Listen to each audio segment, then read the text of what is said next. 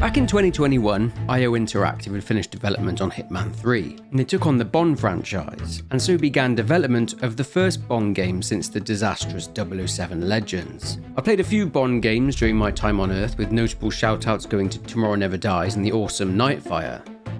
But anyway, a few days ago we got 007 First Light. I quite liked the game, and the story was pretty straightforward, but that's to be expected.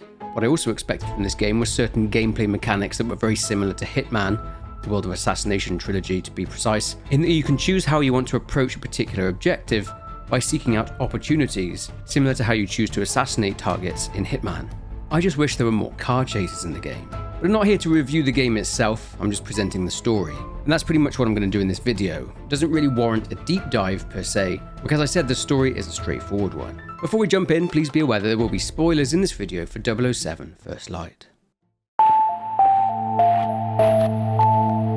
It's the year 2026, and Royal Navy air crewman in training James Bond is aboard one of two choppers in Iceland. He's accompanying the British Special Air Service, who are on a routine reconnaissance operation. 18 scientists and engineers have gone missing whilst in the area. Comms have gone silent, and they haven't done their usual morning check-in. They've been offline for over an hour. The squad are here to get visuals on them and provide a status report. A Norwegian weather satellite had picked up an unusual heat signature a couple of clicks off the coast, about 2 hours earlier too. Unfortunately, any retrieval objectives are classified, even to the commanding officer. As James looks out of the window, a missile strikes and destroys the other chopper.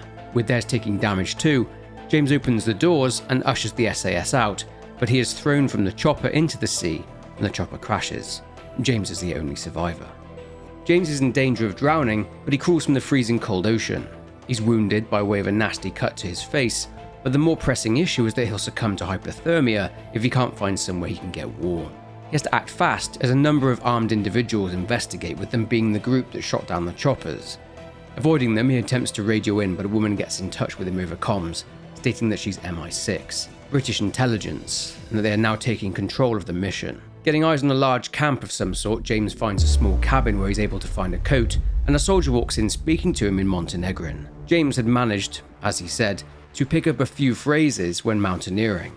The soldier leaves and James spots one of the MI6 engineers who was being killed. He ventures outside and tries to blend in. He looks around and identifies equipment belonging to the soldiers and things like receipts. But these only serve to confuse, and some speak Serbian or Montenegrin, some speak English, and there's a receipt from a cafe in Berlin, and a bag with a checkered patch on it which could be linked to Croatia. They also identify weapons stolen from US shipments as far back as 9 years ago. The MI6 handler instructs James to go to the nearby dome after hearing two soldiers talking about a messy German job and that 9 million were lost. The MI6 handler says that these people could be a Balkan gang of thieves known as Arrowhead. Arrowhead are known to be responsible for a number of large-scale robberies all around the world. They're made up of ex-soldiers and mercenaries, and they all have extensive combat experience too. They're associated with the Georgian Fence, a group that buys and shifts stolen products, like the ones stolen by Arrowhead, and they're known to work for the highest bidder, with them being aligned to no known political cause or ideology. Essentially, this camp is set up by MI6, who set it up as a retrieval camp, and it's now compromised by the military group here. James doesn't know what it is that they're trying to retrieve per se, but it's highly classified. The MI6 handler tells him that what he's about to see, he can never mention it to anyone. James immediately hears a distortion and an oscillation, which isn't just messing with his comms, but also with his head. Looking at it, it seems that this thing crashed, and this is what MI6 were trying to retrieve. The MI6 handler asks him to check inside for the onboard computer, but it's gone. Looking around for it, James starts to feel funny, but continues to look for the OBC. He spots two men coming out of another part of the dome wearing hazmat suits, and asks if he should be worried. These men say they got what they came for and should leave, but it's bad for James. He's been exposed to some kind of nerve agent from whatever crashed. The MI6 handler sounds pretty concerned too, telling him to do exactly what she says, and she tells him to find a green medical box. Inside the right one, James finds two syringes.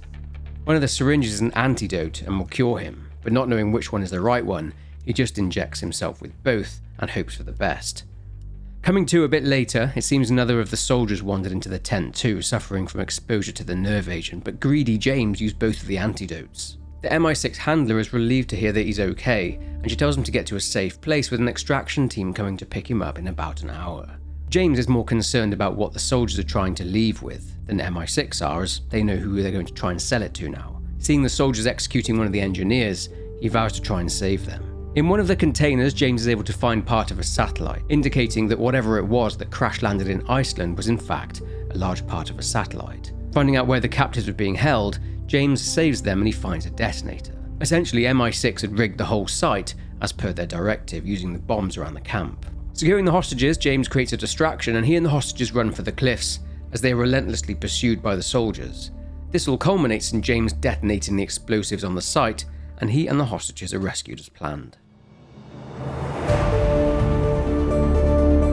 1 month later, Bond is called into a building belonging to Universal Exports. He's greeted by someone whose voice is very familiar. It's the handler who was on comms with him during his little adventure in Iceland. He introduces himself whilst in the elevator, but she doesn't tell him her name. But one man calls her Moneypenny, so this closely guarded secret of hers doesn't last for long. She's taking him to see someone they only call M. People around here aren't very chatty at all, but after an awkward conversation with the secretary, Ponsonby, Bond heads into M's office. She introduces herself and tells him MI6 aren't happy since Bond blew up the invaluable asset they were trying to retrieve. She gets straight to the point and tells Bond she wants him to join His Majesty's Secret Service, and that she wants to make him a spy. She's been allowed to reopen a training program that had previously been shut down, the 00 program. On the way down in the elevator again, Moneypenny explains that Bond is a wildcard for this training program, as the process has already gone through its elimination phase and MI6 have whittled the recruits down to 6. Bond will make it 7. The final exam is in 6 months' time and Bond will need to ace all of the exams to qualify for field duty. The guy running the 00 program is John Greenway. He's the instructor and a veteran in the field. But a bit about Moneypenny. Eve Moneypenny grew up in Hammersmith, London, and she studied computer science at the Imperial College. She rejected a job in the tech industry and worked with SO15, the Met Police Counter-Terrorism Command, and was headhunted by MI6 after exposing a domestic terrorist cell. M had personally requested Moneypenny to be transferred to 00 branch after her exceptional resolve during the Iceland incident had highlighted her as an important asset to MI6. But back to it. Bond then goes to Malta to the MI6 training facility. It's clear from when Bond arrives that Greenway does not like the fact that M has thrown this wildcard into his program, potentially disrupting it, and he makes it clear that it would be best if he just left, as dumb luck will only get Bond so far. He's introduced to the 6 other recruits who are doing some close combat training. He goes up against a recruit called Lennox Monroe, who kicks his ass. The top 2 recruits, who are Monroe and Cressida Bright, are tasked with bringing Bond up to speed with what he missed in basic training so he can take the basics exam. They aren't happy about this, especially since Greenway tells them that he'll dock credits from them if Bond doesn't pass basic training. As expected, since Bond is being allowed to join late and skipping the elimination part of the program, understandably the other recruits are not happy about it. But over the next 2 weeks, Monroe and Cressida bring Bond up to speed, be that close combat, driving, and shooting. But despite 2 weeks of team bonding, Bond and Monroe end up scrapping, which causes a fair bit of damage to various areas of the training facility. They do end up laughing about it, so clearly beating the hell out of each other has allowed them to find some common ground.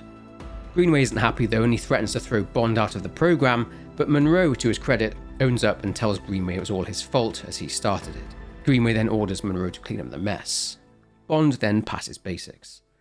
Back in London again, M congratulates Bond, and she delivers Greenway's performance review, stating that Bond is immature and reckless, and that he's a bad influence on the other recruits, and recommends that he be cut from the program. M then takes Bond to a lower part of the facility in the elevator, asking him how many terrorist attacks have occurred on British soil since she's been head of MI6. None is the answer. Same with dead agents and blown covers. None. She leads him to an area behind many doors and shows him the reason they have such a good recent record. Something called Theia, which is a second-generation quantum computer. It makes statistical deductions on matters of national security. It's helped MI6 save more lives, thwarting more attacks, and they've lost fewer people. Bond points out that Theia was wrong, as it gave him less than a 1% chance of success, but M says that Bond simply beat the odds. But Bond beating those slim odds to deliver a result is what she wants, and it's why she started at the 00 program again. So M is a British Indian career diplomat who worked in the Foreign and Commonwealth Office, and she'd previously been posted in Jordan, Iraq and Indonesia. The previous M died unexpectedly, leading to the current M's appointment as head of MI6. She's considered an uncontroversial appointment. Straight to the point, non-partisan, and she's committed to doing the job well. As well as relaunching the 00 program, M had re-established the use of HUMINT within MI6, which is human intelligence and the gathering of information via interpersonal contact and human sources. Essentially, she believed in the gathering of information through spies and informants and good old-fashioned espionage, rather than outsourcing all of that to an AI, like Thea. Moneypenny then takes Bond down to Q Lab. This is basically MI6's research and development division. Q is the head of this division, and speaking to him, he asks Bond to select a Q watch, and with this gadget he's able to scan things and hack things too. He's also able to see the watch's overlay through the calibrated Q lens on his eyes. After this, Moneypenny breaks the news that Bond will be moving into a safe house provided by MI6, and he'll be sharing with Monroe and Cressida. It's in a very nice part of London. Walking through the front door, Cressida's father is there, and much to Bond's surprise, she is actually the daughter of the Foreign Secretary, although he's not very happy with her having joined the 00 program, as he is vehemently opposed to the program itself. He's also tipped to be the next Prime Minister, a man whose political career is on the rise. Having been sent to boarding school, albeit a rather prestigious one, Cressida feels that she has something to prove. She got an internship at the Foreign Ministry, but before she could start, she enlisted in the officer program at RMA Sandhurst, studying military intelligence. She then got a job as a cyber intelligence officer before applying to join the 00 program. There's a sense of rebellion about Cressida's decision to join. She and Monroe like each other. Speaking of Monroe, he's actually third-generation military. His grandfather was a bit of a legend and was an SAS officer. Monroe was chosen for the 00 program after he had single-handedly foiled a hotel siege and neutralized a terrorist cell whilst on holiday. Over the next 6 months, the recruits all work towards their advanced exams, and on one evening, they decide to go out for a few drinks together. However, their evening of letting loose doesn't get going, as they are immediately placed into a field test by MI6. Being instructed to make contact with someone at the bar wearing red, Bond can ask the wrong person, a woman in a red dress named Vicky, whose boyfriend doesn't take too kindly to Bond attempting to talk to her. In fact, after locating the correct contact and learning about the mission brief via an intel drop in the toilets, Bond has to fight the boyfriend of the woman in the red dress, and he puts him to sleep. So here's the score. MI6 has become aware of a leak within the Trade Ministry. The 3 suspects in this affair are 3 secretaries, Rick Bullthorpe, Alice Weatherall and Joshua Pike. They're all there at the club this evening. The recruits are to identify the correct culprit. Bond is to team up with recruits Nash and Singh, and their focus will be Joshua Pike. Finding his way up to the VIP area by whatever means necessary, Bond gets close to Pike and hacks his phone by using his Q watch. They find that Pike is the source of the leak at the Trade Ministry. What's more is that he's due to meet someone here, but since Pike and his contact have never met before, they shut Pike inside a storeroom and Bond takes his place. He meets with the contact and tries to negotiate price, forcing her to call a handler. With the job done, and after another fist fight with Red Dress Vicky's boyfriend and his mates, both Monroe and Bond miss the extraction deadline to get outside, where they find Greenway and the rest of the recruits waiting for them. They all get messages on their phones from M, telling them she needs them all in the office at 8 AM. The following morning, M tells the recruit she's suspending training, effective immediately. A delicate situation has arisen, and it's serious. Essentially, a former 009, whose real name is Reese Beckett, who went rogue and is guilty of high treason, and who has stayed hidden for over a decade, has now resurfaced. He claims to hold evidence of a conspiracy against the state. He intends to hand it over to John Greenway, and in exchange, he'll receive a full pardon from the British government. 009 going rogue is one of the main reasons the 00 program was shut down in the first place 14 years ago. M needs the recruits there, as 009 is a master infiltrator, so they'll need eyes everywhere. So she tells them that they should consider this a field exam. They then all head down to Q Lab, whilst M tells Bond that Greenway didn't want to take him along on this op. They receive their cover stories from Greenway. Monroe and Cressida are a couple, apparently, and they're called Blake and Loretta York. Bond, well, because Greenway hates the guy, he's made him the chauffeur, and he's to stay with the car for the entirety of the op. Bond also receives new gadgets for this op too. He overhears a conversation between Greenway and Moneypenny in which Greenway tells her that he's concerned about all of them underestimating 009, but she argues that Thea's report was inconclusive, as 009 has been off the radar for so long that Thea can't give them usable data. Essentially, 009 has been so good at covering his tracks that he's made himself practically invisible. Greenway thinks that 009 can't be trusted, whereas MI6 need to know what he has, as they think there is a 50% chance he's telling the truth. Greenway thinks M is so focused on getting Foreign Secretary Bright off their backs, they're ignoring the fact that 009 is a master of manipulation. He leaves and Bond learns that not only was Greenway a 00 agent himself, but that him and 009 served together on an op, but the details of that particular operation are classified. So 009 is someone who, before becoming part of Her Majesty's Secret Service, was an undercover police officer for the Met and who had a career in MI5 as an intelligence officer. He He had earned a citation for his bravery on an operation codenamed Goldfish. The manner of his treachery and corruption was clearly a surprise to all those around him, even more so to Greenway, who still harbours a deep-seated hatred for the man he used to call a friend, though he now calls a traitor, 009. Bond then receives the mission brief from Moneypenny. They're off to Slovakia, to the Grand Carpathian Hotel in the High Tatra Mountains. It's playing host to the World Chess Championships. They think that 009 didn't pick the location at random. It's going to be packed with international VIPs, and because of that, there will be heightened security. But the recruits need to be careful whilst on this op. Things have been particularly tense as it is between the British government and the Slovakian government after a botched MI5 operation during which the Slovakian ambassador was shot and killed. This op hasn't been cleared with local authorities in the area, so it's a sensitive mission. The meeting between Greenway and 009, Beckett, is due to take place during the championship match. 009 has demanded no comms, no tracking, and no backup. Arriving in Slovakia, Bond drives Monroe and Cressida to the hotel and drops them off at the front of the place and parks up, waiting. The op is in full swing, but Bond spots a bellhop throwing some luggage over the edge. Highly suspicious. Wanting to investigate, Bond leaves his post and pursues the blonde man. This pursuit carries on throughout the hotel, with Bond noticing that the blonde man keeps changing his disguise. Bond has to be careful none of the other recruits spot him wandering about too. He finds a note with the number 206 on it and deduces that this is a room number. Bond has a chat with Monroe, who gives him information about the suspicious blonde man. He too saw a blonde man, but says that the man he saw was wearing a suit, not a bellhop uniform. Getting to room 206, it seems that a struggle took place here as the room is trashed. Bond finds evidence that the blonde man has assumed the identity of a man named Locke, who is an insurance salesman. The blonde man assaulted the head of security and took his access card by the looks of it.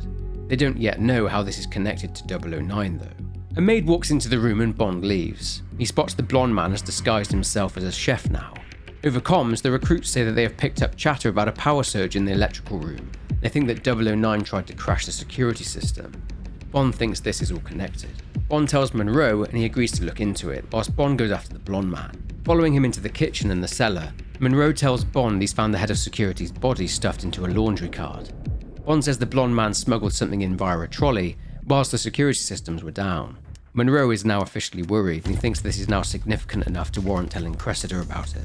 Whilst down here, he also comes across the maid he saw, attempting to pick a lock on a door.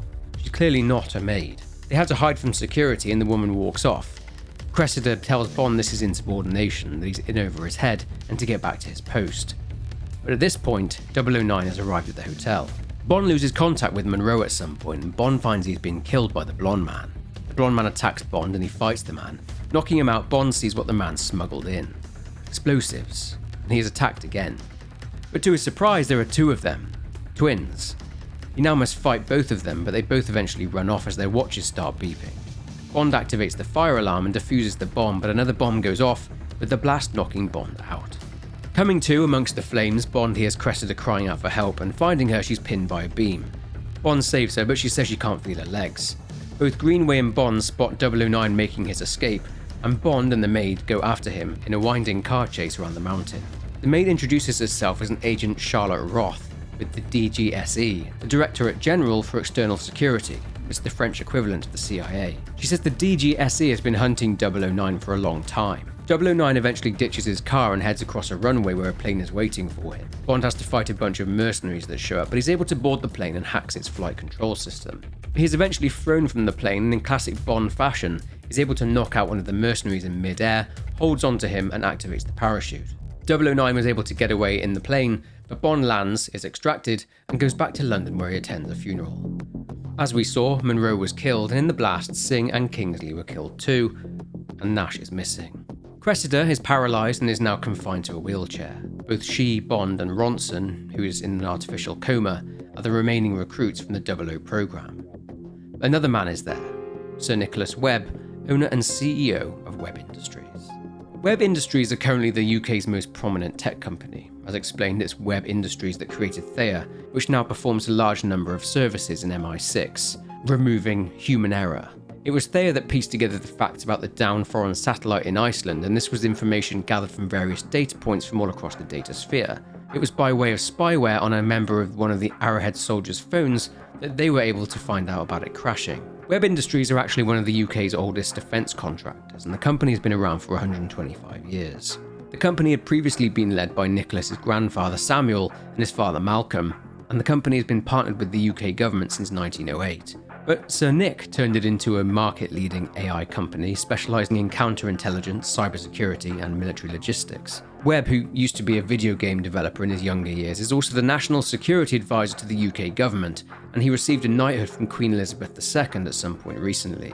He offers his condolences for the death of Bond's friends and colleagues, but asks Bond why he felt the need to risk his life in Iceland for a 1,000,000 to 1 chance of success. He simply replies that he couldn't do nothing. Greenway approaches and says that M wants them back at MI6. Arriving, M tells both Bond and Greenway that 009 is clearly working towards a vendetta he has against MI6, and that what happened in Slovakia has brought MI6 to his knees. They are in the midst of a full-blown diplomatic crisis. M herself is in the doghouse with the UK government.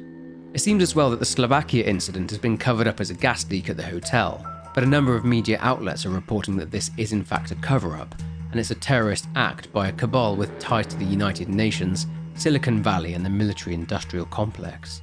This is exactly what the Foreign Secretary has been waiting for, an excuse to shut the 00 program down again. It's not all bad though, as due to what Bond had discovered in Slovakia and thanks to Greenway's keen eye for detail, they has used their intel to identify 009's possible whereabouts.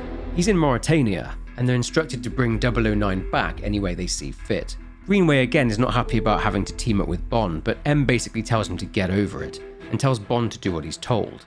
Getting geared up with new toys to use in the field, Bond receives his briefing from Moneypenny. She shows him a picture of Agent Charlotte Roth, who the maid said she was. Clearly she isn't Charlotte Roth at all. First of all, Roth is 57 and has red hair, retiring next year as it happens, so MI6 are naturally very interested in who the maid is and who she's working for. From Bond's description, a composite sketch of the twin assassins have been produced, and the two are identified as Nico and Tero Murto. The Finnish security service called them the Great White, silent killers. Moneypenny says they are ruthless operators and ice-cold killers, a fact that Bond knows all too well. Anyhow, Bond and his quick thinking throwing his Q-watch into the plane before being thrown out of it allowed MI6 to track 009 to a field near a village in Syria. They then tracked him to a province in Turkey, then Egypt, where the trail went cold. Following the money trail, they managed to pinpoint the flights being chartered by a pirate by the name of Balmer, a self-proclaimed king who runs a settlement city, a ship graveyard called Aleph. It's a weapons bazaar and the main black market hub on the African continent. Problem is that none of this actually connects to 009, which Moneypenny says is probably why he was able to stay invisible for so long. But MI6 now believe 009 is part of Balmer's so-called inner circle. So Greenway and Bond head to Aleph. Nearing Aleph, and waking up a very grouchy Greenway, he says that their main priority is to get in some FaceTime with Balmer, as he's the one who can lead them to 009. Parking up, they both head through the bazaar, and Bond instantly gets into a confrontation with some locals. Nonetheless, they move on and see Balmer's number 2, Ali, is there, and a man is on his knees. The man has been accused of not paying his share, and he must be punished. Balmer shows up, speaks with the man, and addresses the baying mob below. The man apparently has a sick daughter and held back money to buy her medication instead. He praises the man for doing what he did, but says that the girl is looked after whilst in the bosom of Aleph. It seems for a second he might let the guy live, but he beheads the man and the mob cheer. Trying to seek an audience with Ali, as Greenway suspects he would very much like to rule Aleph for himself, and suspects that Ali is a bit of a snake, they are denied it, but this man says that there is an auction and the price to buy in is 100,000. Reporting back to Greenway, he says that they'll work on obtaining an invite, and Bond is to source the money. He thinks this is impossible, seeing as they're in the desert, but there are plenty of money-making opportunities in the marketplace. Bond can help out a pawnbroker who would like him to retrieve a jewel that a con man who runs a cup scam took from her. Using his Q lens to identify the cup with the jewel under it, he obtains the jewel much to the anger of the con man, and takes it back to the woman for 30,000. Bond can also use his close combat skills in defeating a number of fighters, and can receive the tidy sum of 50,000 for his efforts. He can enter a shooting competition and can win another 30,000. He can infiltrate a small compound guarded by a PMC called Scorpius. Tracking down a burner phone, he's led to a container yard where he poses as a seller, receiving 50,000. And lastly, Bond can steal a crypto wallet containing another 50,000. Whatever he chooses, he raises the 100,000 needed, and he and Greenway pay the fee and head on up to the auction. Up there, they see that Ali is selling a TX-1000 Marauder drone with Serbian markings on it.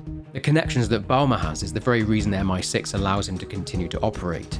There at the auction are also various other buyers. After passing a polygraph test to indicate their intentions for being there are in fact genuine, the auction gets underway. The bidding for the drone starts with Bond and Greenway, and Bond bids money, to which Ali laughs and tells him that this isn't that kind of auction. Essentially, all the buyers here are offering various favours in different countries, such as safe passage into harbours around the world and no ship inspections. One group, the PMC Scorpio, offer to fund the next phase of urban development in Aleph. Anyway, they need some players thrown out of the auction, so using his Q-Watch, Bond hacks the polygraph machine of one of the men here, and he's ejected, being banned from Aleph for life. Bond offers their bid, but it's beaten, so he responds by offering 3 decades of MI6 intelligence by way of offering them Greenway, which, as you'd imagine, he's delighted with. Speaking with Ali after the auction, they demand to know where 009 is. Bond informs Ali that 009 broke the rules by facilitating the killing of 3 agents in cold blood, and that he's finished, so they appeal to Ali's wish for control over Aleph.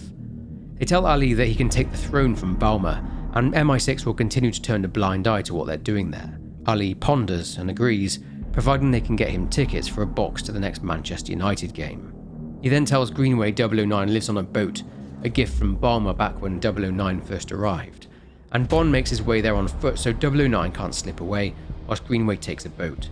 He has to avoid many of Balmer's men, but he eventually makes it to the boat. The boat is booby-trapped, but avoiding the traps, Bond meets Greenway at the cabin door. They enter, but to their surprise, they find 009 dead. Brutally killed, as it happens.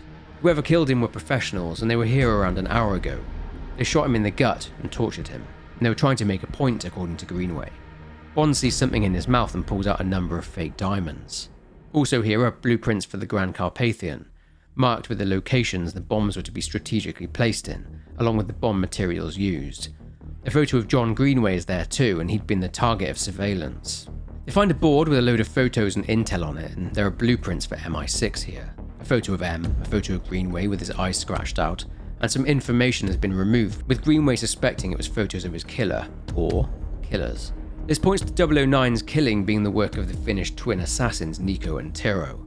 There are also photos of the recruits minus Bond. The photo of Bond next to it, though, has the question, who is he, attached to it. It appears that 009 also had eyes on the recruit's apartment. A photo lies on the ground, and it's a photo of 009 and Greenway, taken years earlier. On it says remember this, and it's an op they were on together called Operation Spyglass, and on the back a logo for Transworld Consortium. This is a clue, so using a nearby telescope, they spot a large shipwreck in the distance with the Transworld logo on it. 009 was trying to direct them to something, but Greenway isn't buying it, saying Beckett is dead, case closed, and they can now leave. Greenway is somewhat intrigued though and agrees to go over there to investigate, but then, before they can leave for the shipwreck, they are knocked out by Balmer's guys and are taken somewhere. Bond comes to and is dangling above Balmer's girls, his very hungry crocodiles. It seems that he found out about Ali's little plot to usurp him and take control of Aleph, and he feeds him to the crocs below. Balmer begins to lower them both down, but Greenway is still unconscious. Attempting to stall Balmer by keeping him talking, he attempts to wake Greenway, who eventually comes to, and he shouts out the name, Harmony. So Balmer and his little sister Harmony were abducted by militants when Balmer was aged 10, and he trained as a child soldier for 2 years until young Balmer had turned on his captors. After escaping, he spent 5 years trying to track down his sister but had no luck. He became a pirate at age 17, and over the next few decades he built a business empire. He then established Aleph. He had plans to turn Aleph into a livable city too, and not just have it be the large black market bazaar it currently is, hence the auction bid heard earlier on. 009 was in the employ of Balmer as a strategic consultant. Greenway tells Balmer that MI6 know where Harmony is, and this saves their skin. After clearing everything up, the vehicle they arrived in is brought around for them, and they drive over to the old Transworld shipwreck. On the shipwreck, avoiding more traps, they find that this is where 009 had been storing his equipment and supplies should he need to hide out at all. He even had an ammo press in here as well. Most importantly, they find a briefcase used by MI6 operatives that has a self-destruct feature if it isn't opened properly. Inside is evidence that 009 was not responsible for what happened in Slovakia. He wasn't the culprit, he was in fact the target. They come under attack by more mercenaries for hire who are clearly there for the evidence 009 had left.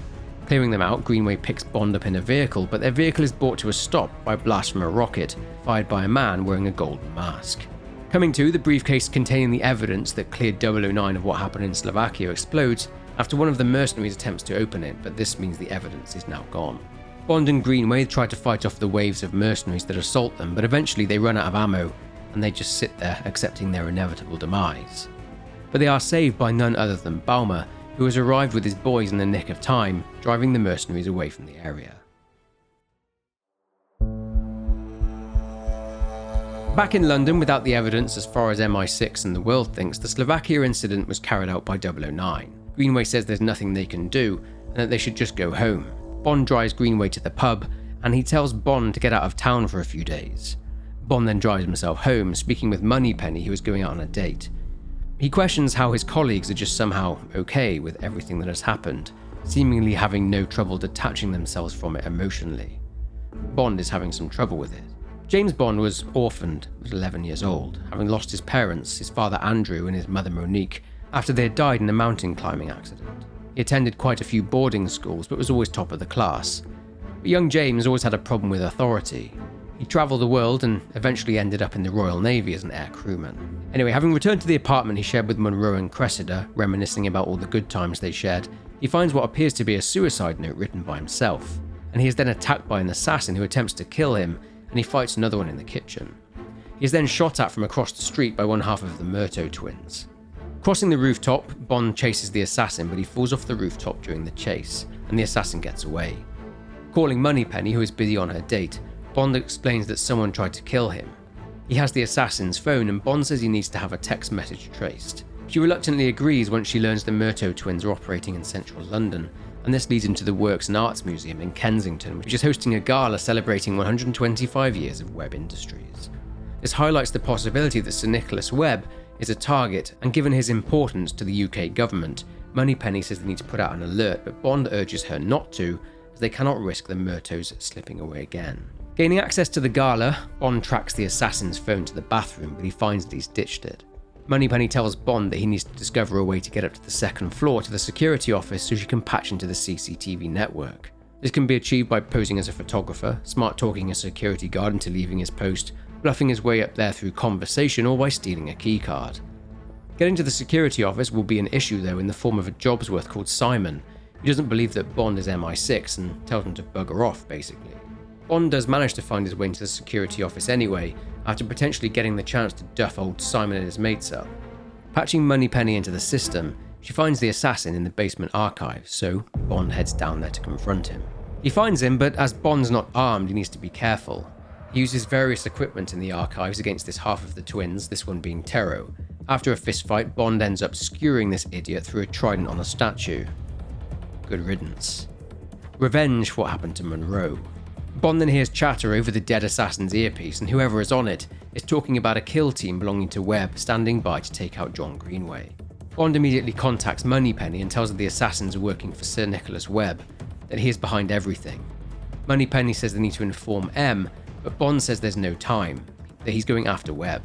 Moneypenny sees the assassin's earpiece is transmitting to a location inside the building, and it's possible to extract data from Sir Nicholas Webb's phone if Bond is able to get close enough to him.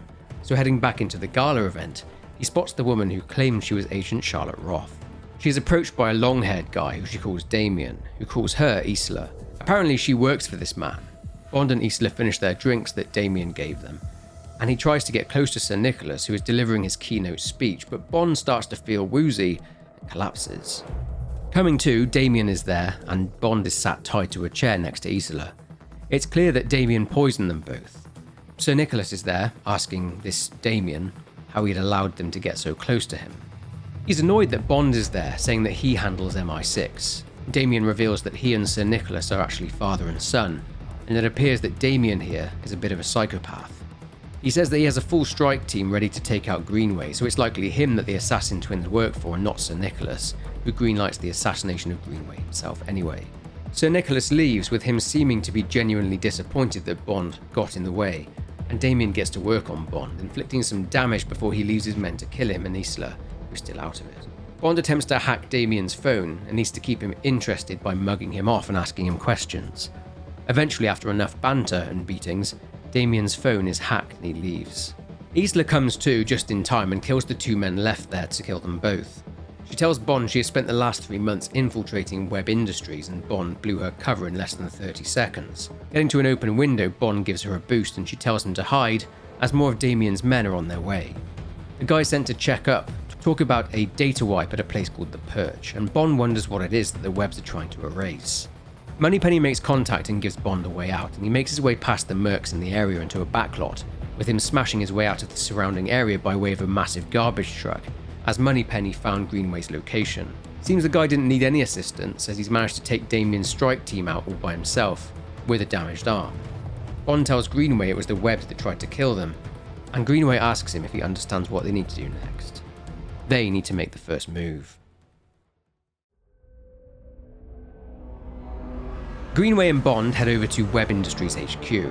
Moneypenny hacked the Webb Industries database, and for now, Greenway and Bond are upper middle management, and their IDs will only take them to the executive floors, and that's where things will get difficult, as where they need to get to is the Perch. This is the location where Webb Industries stores data. They're currently enacting Code White, and are deleting evidence, no doubt. An employee walks into the elevator with them, and he tells them that he's Roger Finch, the company's chief legal officer. He's eager to know who they are and why they're here, so Greenway gets fed up and darts him, making him sick as a dog, so he has to go somewhere to bath. Navigating through the executive offices with the help of a robot vacuum cleaner, and avoiding numerous Webb security guards, they find out that Roger Finch, who they had the displeasure of meeting just now, is not very popular amongst the employees here. Also happens that Roger received the wooden spoon from Cambridge Law, with this signifying that he finished bottom of his class. And to his credit though, he did manage to work his way up the corporate ladder in the tech industry. Finch also tried to get a membership to London's most exclusive card club, for which Nicholas Webb is a member, but he was denied, with his application most likely being rejected on account of his working class background. Bond finds out some stuff about Damien Webb too. He's the son of Sir Nicholas, as we know, and his mother is no longer around, as she killed herself when Damien was young.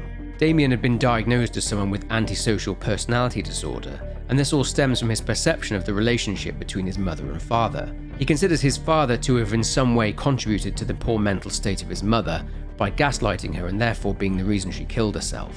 Damien is the chief security officer for Webb Industries, but his involvement with the shadier side of Webb Industries' activities makes more sense when one learns that he was formerly part of a PMC that went by the name Riptide, which he founded. This PMC operated in many of the world's hot zones, places such as Yemen. And also part of Riptide were the twin assassins Nico and Tero Murto, but of course, they both left the PMC too, joining Webb Industries' covert field unit under the command of Damien Webb. Damien's military record is also concerning reading. Essentially, he's responsible for a high number of war crimes. He and his Riptide PMC attempted a coup d'etat in Central Africa, which itself was orchestrated by a Dutch mining company. And Sir Nicholas Webb paid a lot of money to a lot of people to ensure that Damien's crimes stayed a secret. They also find out that Isla is called Isla Vale, and she worked at Webb Industries as cover for something, having received a diploma, no doubt fake, for crisis management, and this reflected her role, with her being employed as a senior crisis manager on £140,000 a year, and she was working in the office next to Damien Webb. A bunch of Webb HQ blueprints and surveillance photos are hidden behind a painting in her office. She was clearly planning some kind of heist, but what is it that she was planning to steal? After a long jaunt through the executive offices, they finally make it to the door for Perch access, but they find it locked and hermetically sealed. Greenway suggests that they head up and search Webb's penthouse office. They find bodies belonging to Webb's security as well, meaning that someone else has their own objective here this evening. Following the trail of bodies, they come across that someone, and it's Isla Vale. She says that she's had to advance her schedule since Bond blew her cover. She says that she can get them into the Perch, as she's discovered a loophole in Webb's security. She advises that Bond gets up to the penthouse and Greenway needs to go with her to help with whatever she's going to do by shutting off the CCTV feeds. Making his way up to the penthouse, Bond manages to work out the code to the safe thanks to Isla's clues, with the code being related to things around the office. Bond is unable to use his Q-Watch or gadgets in the office, as when Webb partnered with MI6, he insisted that a Q-Tech blocker was installed in his office so they couldn't spy on him. Inside the safe, Bond finds a document and tries to find an 8-letter word, finding the word basilisk. Isla can use this to activate a security override. Bond closes the safe and has to hide as both Sir Nicholas and Damien Webb enter the office. Nicholas tells Damien to gather his team, as he will be leaving tonight. Bond tries to get closer to them so that Greenway can record what they are saying to each other. They mention Bond, and Nicholas reveals that Damien has been sent to Vietnam, and tells him to make it clean this time. They leave, but unfortunately this wasn't detailed enough, so it's too vague to be used as evidence against the webs. The security system is now being reset, so Bond has 4 minutes to make it across a bridge before it retracts, otherwise he'll be stuck there. He's able to make it in time, and both Bond and Greenway need to get cracking if they're to find evidence before the servers up here in the Perch are wiped. They part ways with Isla, and they both don white Perch coats, blend in, and they get upstairs to the control center. Searching keywords such as 009, MI6 and Thea, Greenway finds a few matches, and Bond will need to bring 3 of the servers online so Greenway can extract the data. So heading inside the big server room, tracking down the correct servers and dealing with a few employees, they're able to extract what they need. Getting back to Greenway, he's not ready for what he sees. Basically, Thea is not infallible. This quantum computer that MI6 chose to use in place of existing services and protocols has been making mistakes, providing MI6 with false intelligence. Some of the most successful missions in MI6 history. The reason they don't know about this false intel is because Sir Nicholas Webb covers it up by sending Damien and his men to go and alter the narrative, to alter crime scenes and to plant evidence to eliminate witnesses.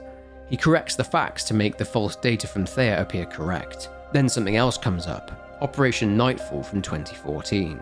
Operation Nightfall was an operation that Greenway had been sent on in order to hunt and take down rogue 00 agents, one of whom was 009. Thea had just been installed and it had discovered a mole ring that went right to the top of British intelligence. The 2 rogue agents were terminated, and when 009 got away, MI6 buried the case and they shut down the 00 program, and they had Greenway sit behind a desk for a decade to remind him of his failure in Operation Nightfall. Greenway has just found out that there was no mole ring at the top of British intelligence, that Thea made a false conclusion, so Webb made that conclusion true by framing 009 and the 2 agents that MI6 then ordered Greenway to hunt down and kill. 009 never betrayed anyone. Greenway is stunned into silence. They are then confronted by Sir Nicholas Webb. James Bond, do you ever phone ahead? I know what you did. You lied about everything. You're not seeing the big picture. It's not your fault. It takes a certain kind of mind.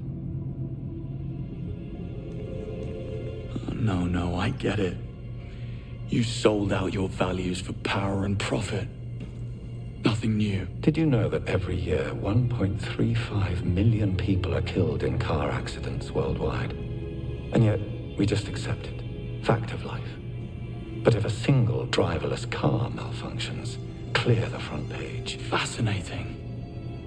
Your point? People are short-sighted. They have boundless patience for human stupidity, but zero tolerance for machine error.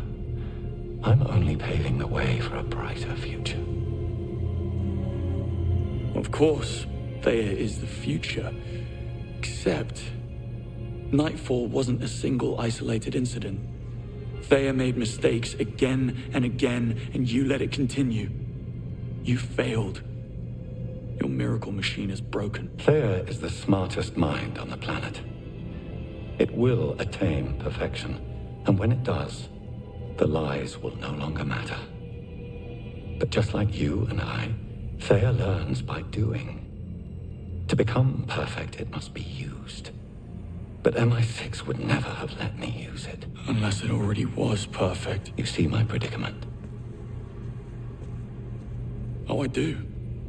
And until reality catches up with your lie, everyone who gets in the way is framed, discredited, or killed. This lie has cost me everything. We each live with the consequences of our actions. But as you yourself said, we can't do nothing. That's the biggest sin of all. Enough. You can rationalize it any way you want. You won't change a damn thing. Oh, I change things all the time. I changed you, John. And as for you, I guess we'll never know. Webb then fills the area with poison gas, and he and Greenway manage to escape. Bond has to fight more soldiers, but eventually Greenway and Bond are able to steal a Webb HQ chopper, and they fly to safety. Landing, Greenway walks off. He effectively quits MI6 on the spot. He's angry at himself. He couldn't have known about 009, Webb and Thea being wrong, but he didn't even try to understand. He He didn't even look into it, he just blindly followed orders. In the aftermath of this, Bond goes back to MI6 and speaks with Moneypenny. It's been a long old night and a lot has happened. In the elevator, Moneypenny says that she's looped CCTV feeds in the elevator and the lobby. Bond says they need to get a team over to Web HQ as they were in the process of wiping their servers. But she says it's not that simple. She says they messed up by going to Web HQ in the first place, and that you don't do that without facing consequences, and that Webb is a very powerful man, with friends in high places. What they did this evening changed the rules. She leads him through a hidden passage and it's called the Null Space. There is no surveillance in here. M is waiting for them in a room. She says there's been a development and that Sir Nicholas Webb has sent her CCTV of Greenway and Bond assaulting Web HQ. He's accusing them both of terrorism, and he has sent this video to half of the cabinet in the UK government. Arrest orders are currently in the process of being produced, and M's job is on the line too. But she's not so much bothered about the breaking in or the being caught. She's mad that they yielded absolutely nothing from this endeavour. Zero evidence. To Bond's surprise and relief, M is not turning him in, but she's sending him on a black op to Vietnam to collect the proof they all need in order to bring down the Webbs. Going to see Q, Bond receives his equipment for this mission. But a quick bit about Q. He's the quartermaster for MI6. He started out his career by studying weapons engineering at Leeds University, where he specialised in mechatronics. He'd worked in Q branch all the way from 2001 up until the point that the Foreign Secretary Stephen Bright shut down the 00 program in 2014. He was then transferred to the sister agency of the Defence Ministry called the Applied Science Division, and he worked in their quartermaster labs before returning to MI6 when M opened up the 00 program again. Q, as it happens, was very good friends with 009, Rhys Beckett. Bond arrives in Vietnam and uses a boat to get to a luxury resort called the Pearl. Bond will be assuming the identity of a man called St. John Smythe, a real bloke who had his holiday here delayed by MI6 until Bond can clear up this mess. Okay, so here's what's happening. There was once a Venezuelan terrorist called Caliban. He was the illegitimate son of an archbishop, and he studied political science at the University of Caracas. It was here that he met Esteban Ferreira, who was the founder of an underground anarchist organization. Caliban hated humanity and was an extinctionist, thereby believing the world should end and that mankind was a cancer on the planet. So 2 people have shown up dead, and these were green energy pioneer Benjamin Kwan and also a solar geoengineer from Florida. They had linked Caliban to the deaths, since the people killed had been scientists and also academics that were passionate about the environment. He'd staged these deaths to make them look like accidents. But again, they was incorrect, as the charred remains of Caliban were found in a Mexican landfill, and he'd been dead for 3 months after being killed by the cartel. So because of this latest Thayer blunder, Sir Nicholas is sending Damien to Vietnam to stage a copycat killing to confirm Thayer's original conclusion, that Caliban is actually alive and well and is killing people because he hates the planet. Problem is that MI6 have no clue as to who the potential target is, so Bond will need to go old school and solve this by carrying out some good old-fashioned spy work. Getting to the Pearl, Bond is shown to his villa. Having a look around, Q has sent him some new tech. There's a vial of liquid, and this is called Q-Track, a smart bug which is used in order to protect MI6 assets in the field. It tracks location, heart rate, and vitals for up to 24 hours. There is also a pair of Q glasses, and they record everything, streaming it back to Moneypenny back at MI6 HQ. Moneypenny will be able to get eyes on the targets Bond sees, and she'll be able to confirm if they're potential targets. She asks Bond to go down to reception and to scan the guest ledger with the glasses, so she can get a list of names to check out, seeing if they fit the profile of a potential victim. She identifies 3 targets. There's a billionaire philanthropist called Ramon Hernandez, a geneticist called Teresa Lorca, and a guy called Ellis White, a young scientist who developed a revolutionary way of separating microplastics from water. Bond is able to track down all 3 of these targets and bugs them with the Q-Track, but he takes a particular interest in Teresa Lorca. She's delivering a keynote speech at a convention there at the resort, as she discovered a way to create an enhanced breed of super algae which she believes will help transform the planet's environment. Moneypenny has been keeping Bond up to date with Damien's progress throughout, tracking his vehicle with him only hours away from the resort, apparently. With Bond's work done, he tries to relax and enjoy a cocktail, but Moneypenny is concerned as she sees Teresa Lorca's vitals spiking and her oxygen levels dropping. Bond rushes over there, and she's not in danger at all. She explains that she went for a swim and she was free diving, seeing how long she could hold her breath for underwater. Bond then gets busy with Teresa, and Moneypenny goes to get a cup of tea instead of having to listen to Bond.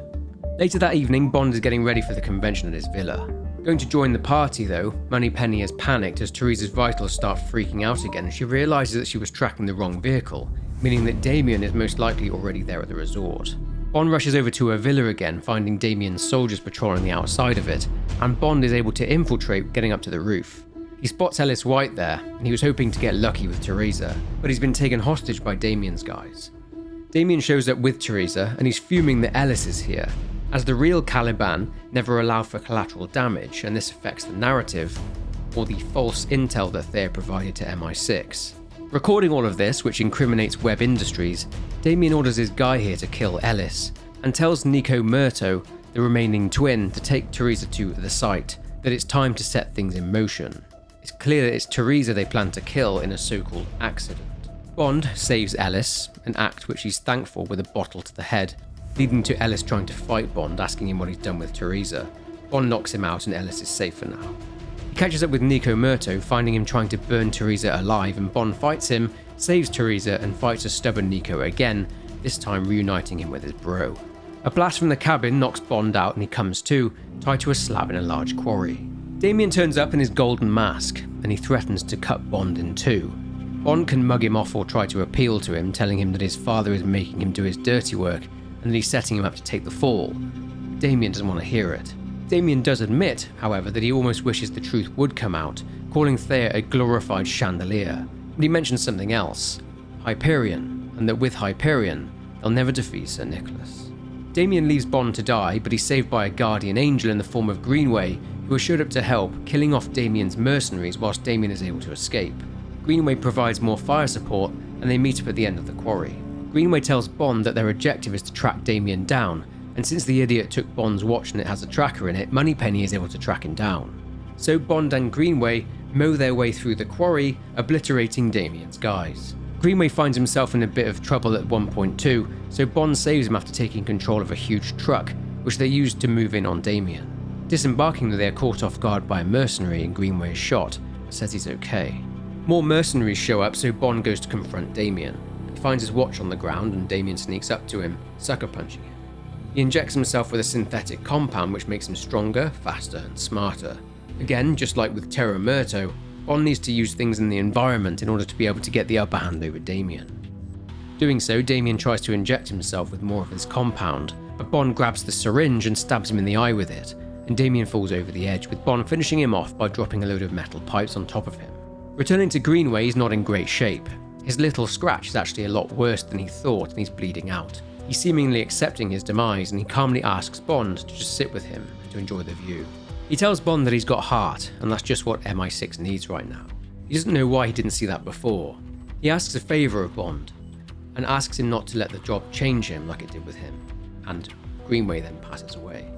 So John Greenway used to be an investigator for Scotland Yard, the headquarters of the Metropolitan Police, and he joined the Secret Service, playing a key role in Operation Nightfall. After the 00 program had been shut down because of its apparent unreliability, thanks to agents being framed as being rogue, and blame being placed upon 009, John Greenway spent 10 years as a special advisor to the Joint Intelligence Committee. During this time, Greenway fell into a dark place and his marriage to a woman who worked as a special liaison to the Treasury fell apart, as due to Greenway falling apart, she took a job overseas, and then as we know, he was then called back to the Secret Service to train the new batch of 00 recruits. Bond is then extracted from Vietnam and is back in London, where yet another crisis is taking place, as there have been intelligence leaks. Attention, please, everyone. 5 minutes ago, Sir Nicholas Webb informed us that if we ignore his demands, the next leak will be bigger and a lot closer to present day. Meaning that sources, assets, and even agents will be at risk. The diplomatic hit we have already taken is irreversibly detrimental to our national security, global interests, and Great Britain's standing in the world. Further jeopardizing that is not an option. It has been decided to accept Webb's demands and grant him immunity. Giving in is not giving up. Quite the contrary, we do this to protect the country we all love. It is time to stand down. Thank you.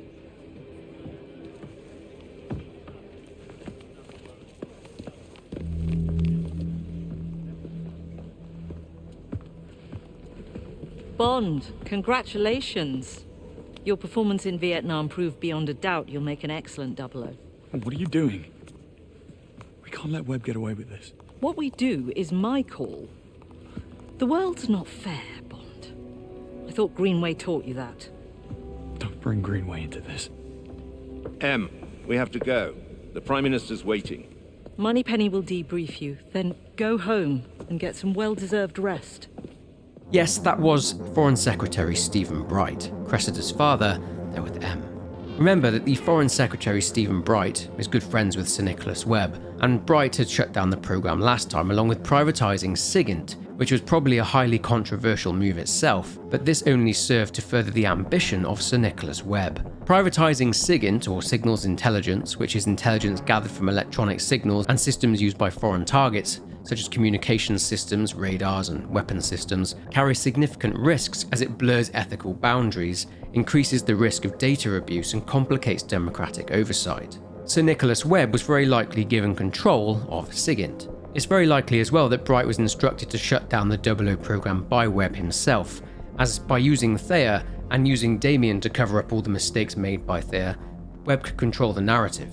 Stephen Bright and by extension Nicholas Webb weren't happy with M's decision to bring back HUMINT within MI6, which remember is the gathering of information from human sources, which of course goes against what SIGINT is. Having the unpredictable element of human nature involved, such as James Bond for example, was exactly what Webb didn't want, which is why bringing back the 00 program was such a nuisance to not just both Webb and the Foreign Secretary, but many members of the cabinet who were in support of Thayer. In a manuscript written by Sir Nicholas Webb, we can see exactly what it is that he believes.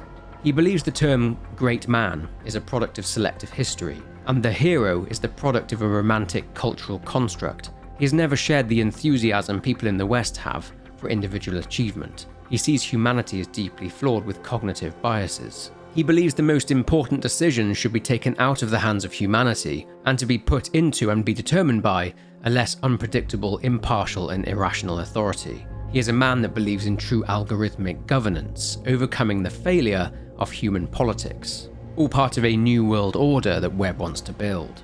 Bond overhears other staff members here that they're also not happy with the fact that Sir Nicholas Webb is just going to get away with everything that he's done.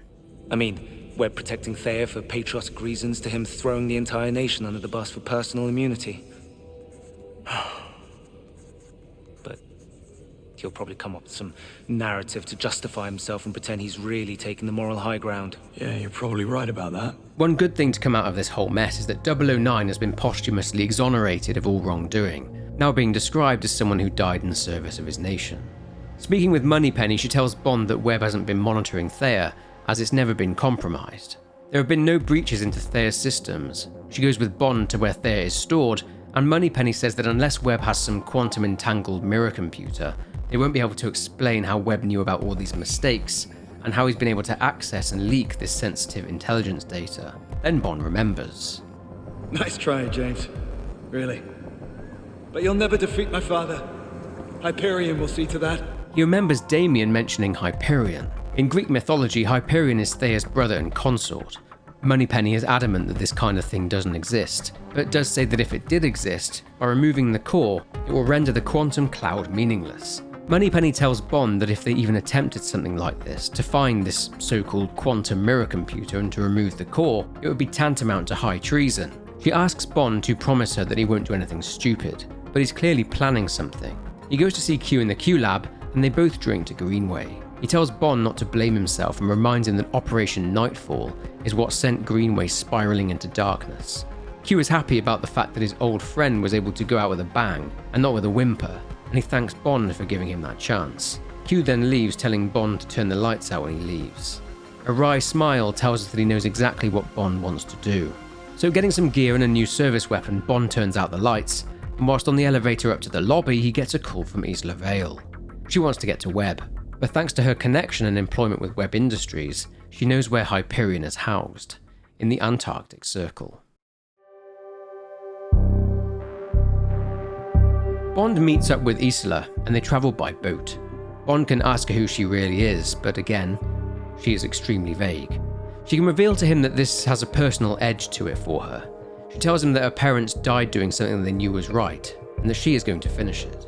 She elaborates and says that her parents worked on the Thayer project, but they couldn't live with the deceit and tried to go to America, but they never made it as their plane crashed due to a technical malfunction. Bond now realizes that Isla wants to kill Webb. A Japanese submarine then emerges from the sea, and Isla speaks with the captain via radio, telling him to give them both an hour.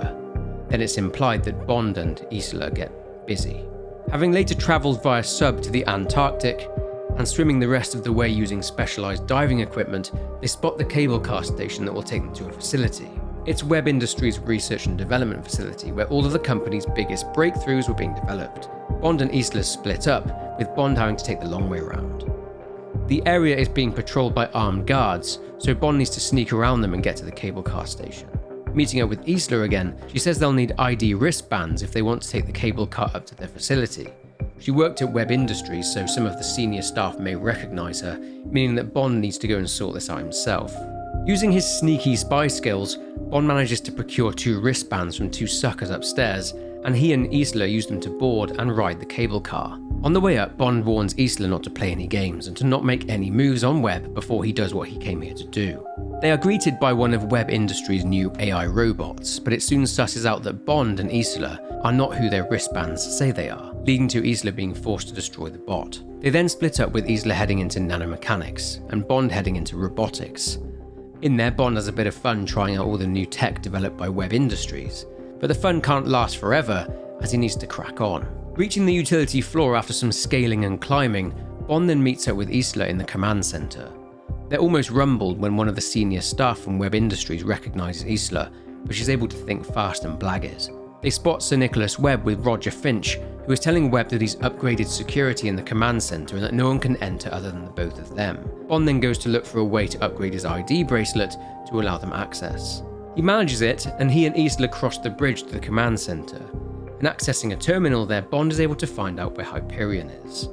Isla finds a neural network tree, predictive analytics. It brings up an Operation Rubicon. This is a detailed roadmap of a plan to overthrow the British government in a coup d'etat by framing the current Prime Minister and installing Stephen Bright as the new Prime Minister.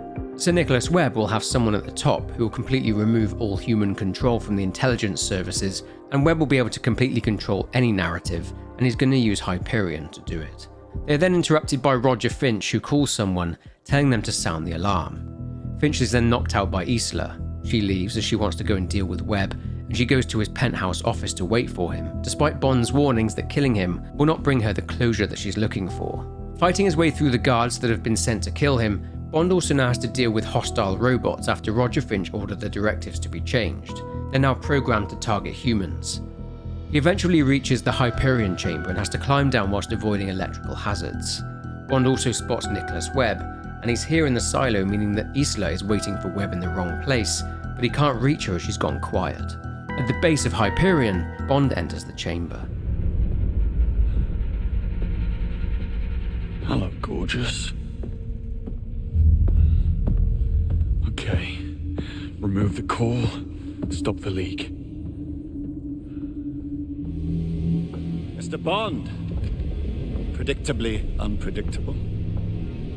Have you come for my other son? Maybe this one you'll actually care about. Not so fast. Health monitoring device. Like all tech, its purpose can be redirected, such as dumping every last bit of MI6 data the moment that my heart stops beating. I don't have to kill you to stop you. Go on then. Risk it. Not so easy when you have so much to lose, is it?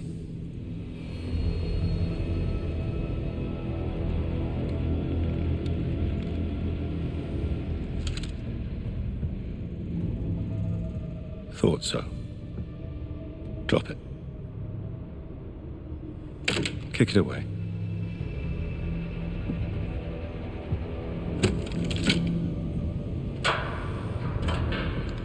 Your very own magic mirror. It's clever, I'll give you that. Was overthrowing the government always part of the plan? A last resort, nothing more.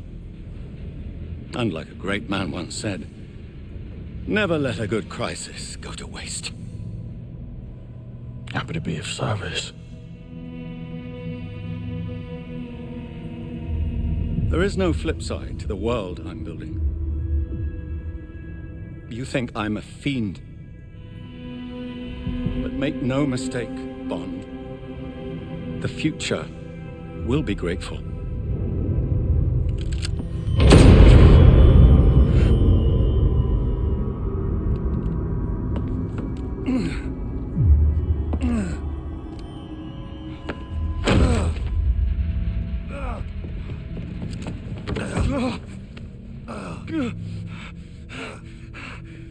What did you do? You gave me your word. You really should know by now, James. My word means nothing. I've most likely pierced the abdominal aorta. He doesn't have long. I'd keep the old ticker going if I were you. Whatever happens, stop her. Don't let them have Hyperion. Your parents' murder. Just another lie. Oh, what can I say? I know my audience. This is business. Always was. The only reason I let you get this far is because you make for such wonderful distractions. Good luck, James. I really do mean it.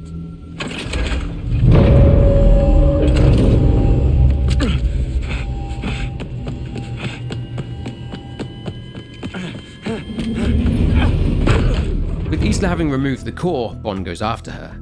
She boards a boat so a chase takes place, with Bond trying to ensure that she can't make it to the submarine that'll be waiting for her. Isla then disembarks and Bond pulls a gun on her, shooting the core and destroying it. With the captain of the submarine seeing that she no longer has what she promised them, it leaves. Isla tells Bond MI6 will let him rot in a cell for high treason, but he contacts MI6 telling him the threat has been neutralized. Both he and Isla are then picked up and taken back to MI6 headquarters where they are locked up. M is there and she speaks with a man, and they're discussing what Bond did, that he said that he was acting alone and that no one in MI6 was working with him. They discuss Isla Vale, but they know absolutely zero about her. Someone has gone to great lengths to make her what she is, and they've covered their tracks very, very well. Another staff member arrives and a concerned-looking M leaves.